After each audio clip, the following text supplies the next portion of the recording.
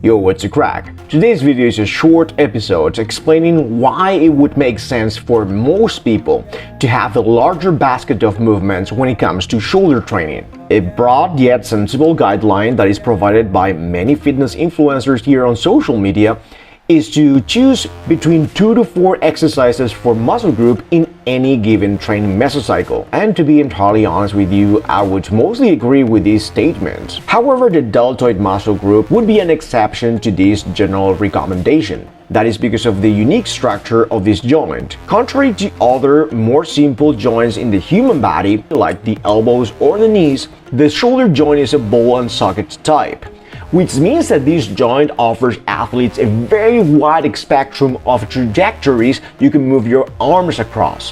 Following this, we could argue that the more versatile the joint is, the greater the pool of exercises we need to choose to train all possible movements.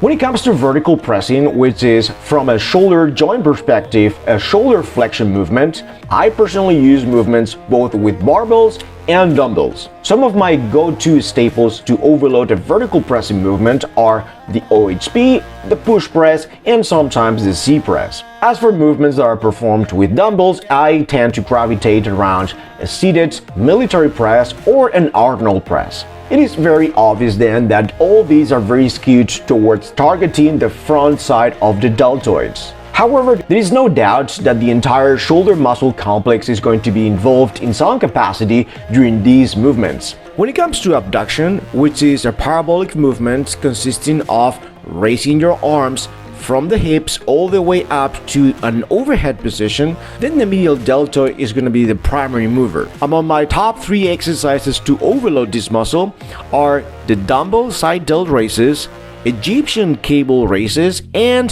glute raises. The last one being a shoulder mobility promoting exercise, since you are taking the resistance throughout its entire range of motion. And in terms of horizontal abduction, the rear deltoids are now going to be called upon to perform this anatomical function, which happens mostly during pulling exercises like pull-ups and rows.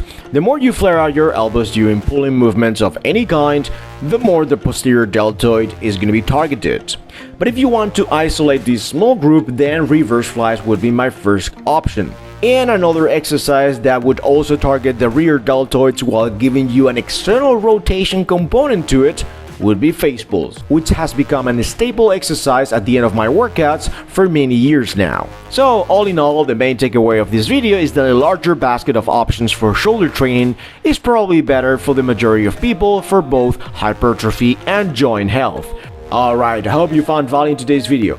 Please give me a thumbs up, subscribe to the channel, and don't forget to choose all when you click on the bell to get notified every time a new video goes live.